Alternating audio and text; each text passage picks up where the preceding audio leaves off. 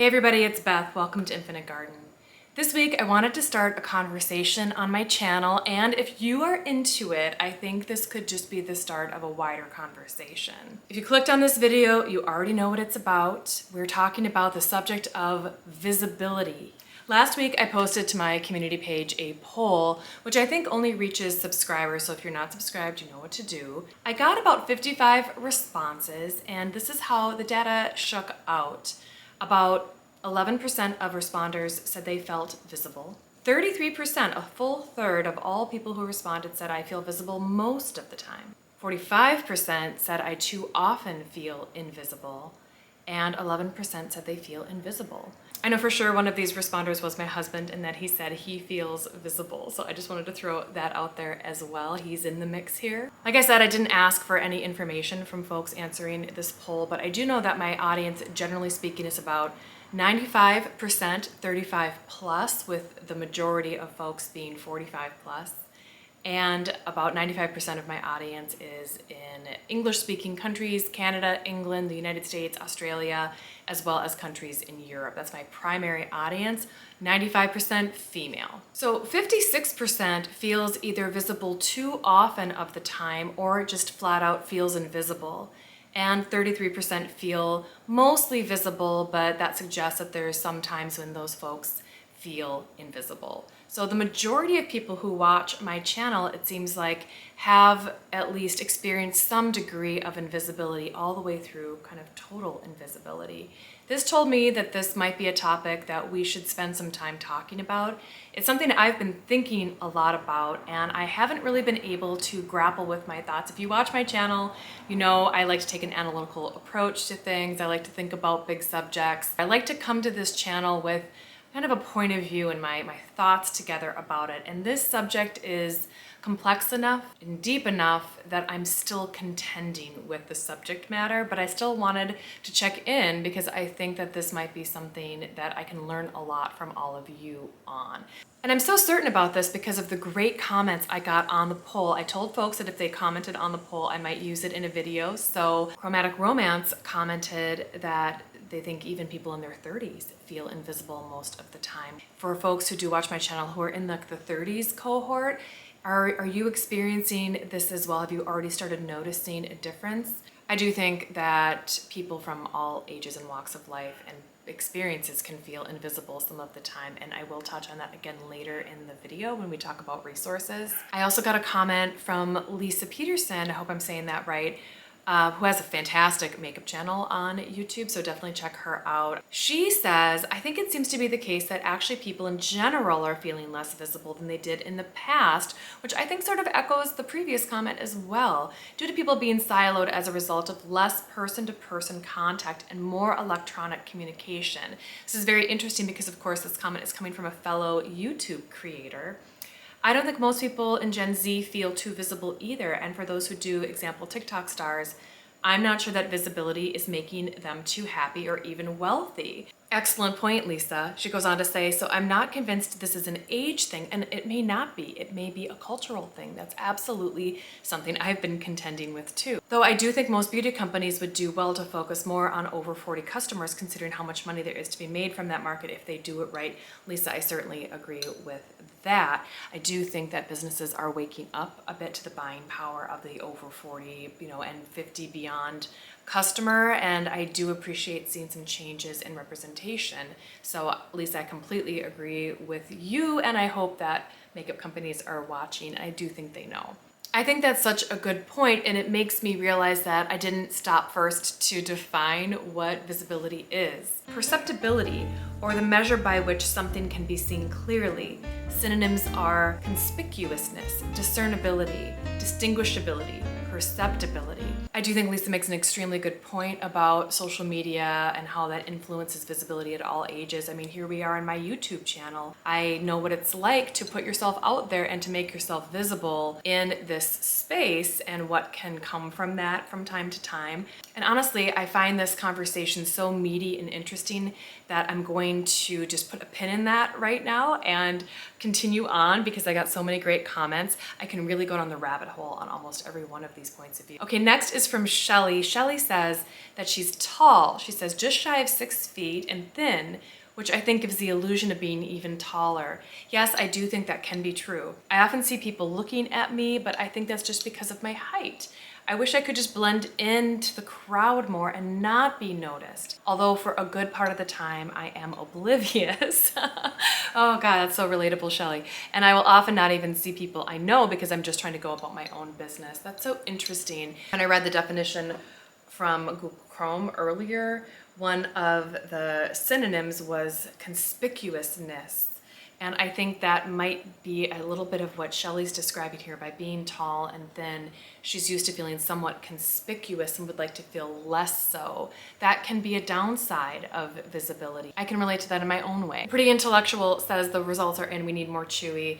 I would love to give you that. She's downstairs avoiding me right now. She doesn't always like it when I film. If she comes up, I'm sure I will grab her and smother her and bring her on camera. But the Pretty Intellectual also wanted to weigh in on the subject at hand and said, I will also comment on the idea of visibility. I have been very visible at previous points in my life, and I'm very comfortable with being less visible at this point in my life. I recognize that this is a point of privilege to decide I don't want to be seen as I have been in the past. I think this is very, very interesting. I can relate to that, you know, there are times in your life when you want to put yourself forward and maybe you're interested in taking up more space or being more visible in your community, whatever that means. And then there might be a point in time when you want to let that part of your experience go. And I do appreciate the Pretty Intellectual acknowledging the privilege that is there, that comes along with that. I can relate to this too. As you know, in my career, I've talked about this before on my channel, that I've worked in government, and you know, I've had to really manage the degree of visibility I wanted in that role because it was public in nature and I had my own preferred balance. You know, I wasn't ever planning on running for office or anything like that, so I didn't necessarily want to put myself out there as a household name, but I did have public duties I was responsible for carrying out, and so at times I had to put myself forward in that way. Sometimes I would be, you know, asked for comments in the media. I had to show up in that way. Even today, sometimes I'm asked to speak on panels, that sort of thing. And I have to manage really how I'm going to, you know, manage my visibility in those cases where sometimes I might prefer just to be a little bit more about my business than out in front, if you know what I mean. It's a personal preference, everybody's different. This is a great comment. I remember my art teacher talking about the relief she felt upon reaching the age when fewer people looked at her. She mentioned feeling safer. I super relate to that comment. At 40, I'm starting to see this transition and feel less nervous about going out alone. Wow. I also feel more comfortable wearing whatever the heck I want. No one says anything anymore. I can relate to this too. I'm not sure exactly what your experience is, Plicty. I think I'll say it that way. Correct me if I'm wrong, please. But I can relate to that too. I have had in a lot of my lifetime a fair degree of, you know, unwanted attention. I've lived most of my life in an urban center and I've worked full-time in the mix in a real way. And so I know what it's like sometimes to choose to downplay your looks in a professional setting, or in the case of going out to protect your own safety, you know, prioritizing your safety over the male gaze, which I think is what she's referring to. I can't know for sure, but that was my experience. I knew that if I maximized my looks, as they say now, if I tried to make myself look as attractive as possible, that it might not work in my favor given what I was actually doing with my life at the time, working in a competitive professional environment and commuting on public transit in many cases. Looking as hot as possible was not the priority. So I've been thinking about this a lot, and I made a little kind of like whiteboard style brainstorm. I wanted to sort out my feelings on the subject just to get it on paper, and I broke them into good and bad, related to being visible and related to being invisible. So everything on this chart here represents my personal feelings about this. It's not how you should feel. Some of the things that came to mind about visibility being good is that you're available for gifts, and I mean gifts from the universe, not just like presence, but if you're visible, like if something good is coming your way, if you're there and available, you might be more likely to receive it. You know, going to the party, showing up at the thing, maybe you'll be in line to receive the blessings that come from that if you're visible. You have the ability to connect to people. You may receive more power if you're visible. Often visibility and power go together, of course. When you're visible, your voice may be amplified. Not always, of course, but maybe. You would have the ability to influence if that's something that you wish to do. You might find it easy to make new friends because people are reaching out to you because they're attracted to your visibility. You might gain access. The people that you wish to gain access to may give you that access because they know who you are because you're visible, you're known to them. And maybe this is repetitive, but you might meet great people in general, even if they don't wind up becoming your friends. You might just be able to meet fantastic people. And when I think about visibility and what kind of makes me nervous, but sort of like chokes up in my throat and makes me feel a little bit of fear, these are some of the things that came to mind. One of the things, if you're on the radar, you're able to get nuked. Just like you're available to receive gifts, the other hand, if something bad's coming your way, you might be a target as well. You can attract jealousy if you're visible, and that is something that I think a lot of us can relate to, I predict. You might also receive more responsibility as the result of being visible, and that's up to you to decide if you can handle it or not, but if you're there to be perceived, you might be assigned as well. If you're visible, you're more open to being embarrassed publicly too. More people might see you be embarrassed. You may become more open to scrutiny and or criticism. I think some immediate examples from this year are like what Blake Lively has been experiencing recently. And I can't forget from earlier this year, the crisis of visibility that Kate Middleton or Princess Catherine went through during her choice to remain private about a personal matter. It became a global crisis of visibility. That can also mean a lack of privacy. And if you are in some ways, scrutinized, it can lead to ostracism as well. Visibility can also mean sometimes unwanted attention. I think I'm hearing some folks alluding to that in the comments.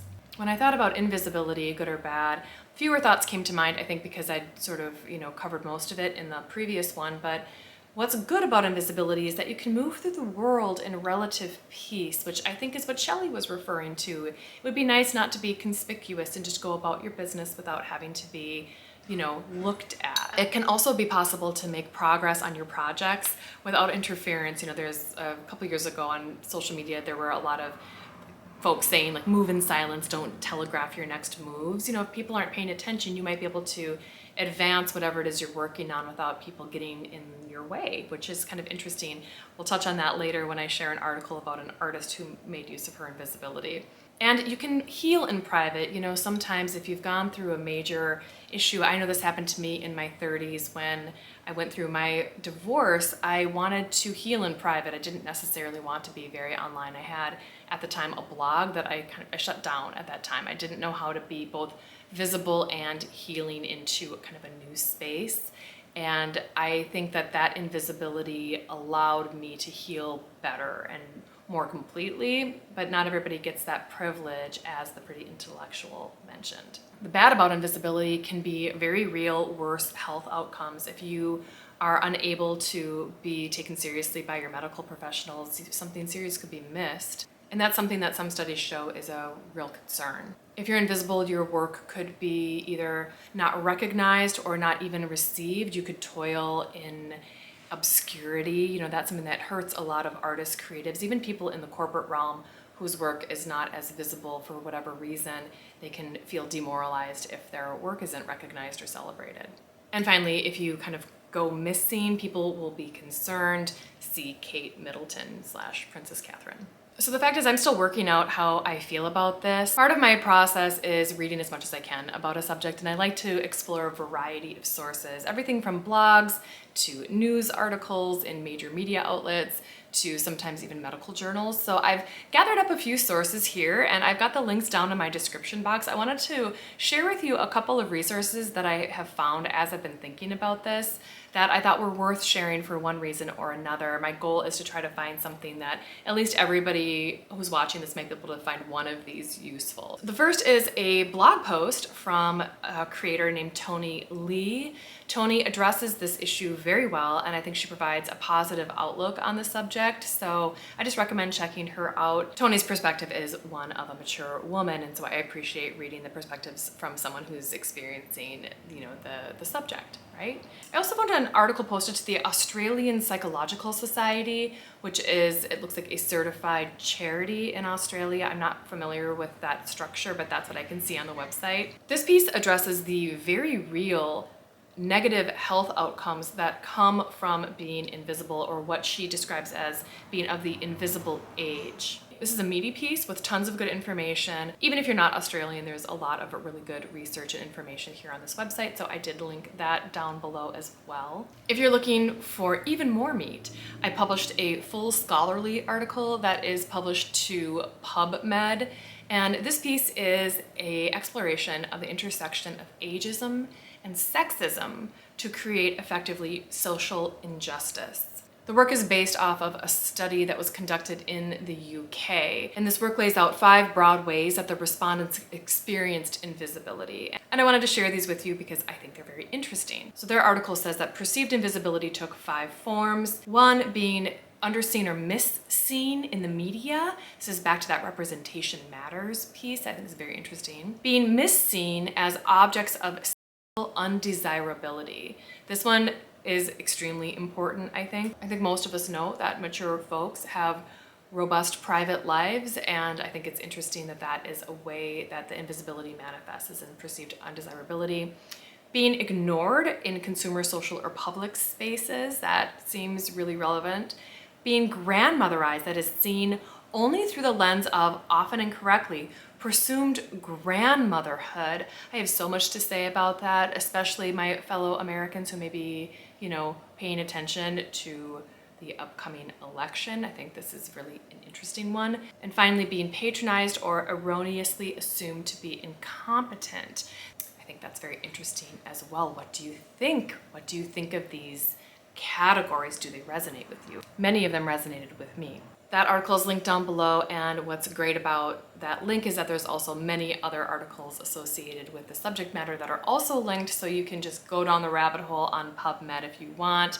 I know I like to do that. I also found an article on Psych Central, which explores the concept of invisibility beyond mature womanhood. This explores how folks from almost any walk of life can experience invisibility, and links feelings of invisibility all the way back to childhood trauma, which could then, I think, further complicate the experience of feeling invisible if you're also running into some of these kind of social stereotype reinforced invisibility. If you've already felt that way your whole life because of what you experienced as a child, that might be doubly painful. I think there's just so much there. I understand there are so many people who maybe feel invisible most of their lives.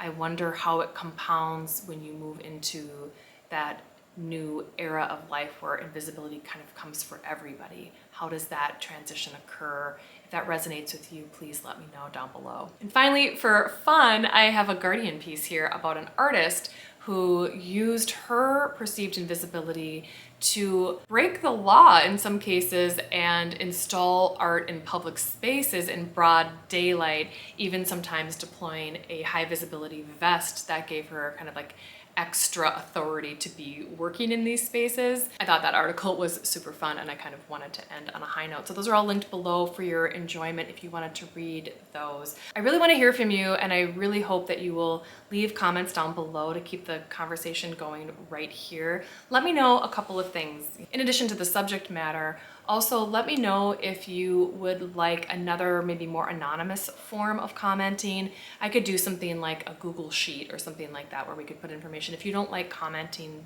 down below, I understand that well. You might not even like that level of visibility. But if you do want to have the conversation with other folks in this community, that's going to be the place to do it for this video. I want to hear from you. Let me know what you think of this topic. And of course, don't forget to subscribe and like the video if you want to see more of this content. It helps my channel so much. Thank you so much. Anyway, I hope you're all doing well out there, and I hope you have a great week ahead. Thank you so much for watching my channel. Talk soon.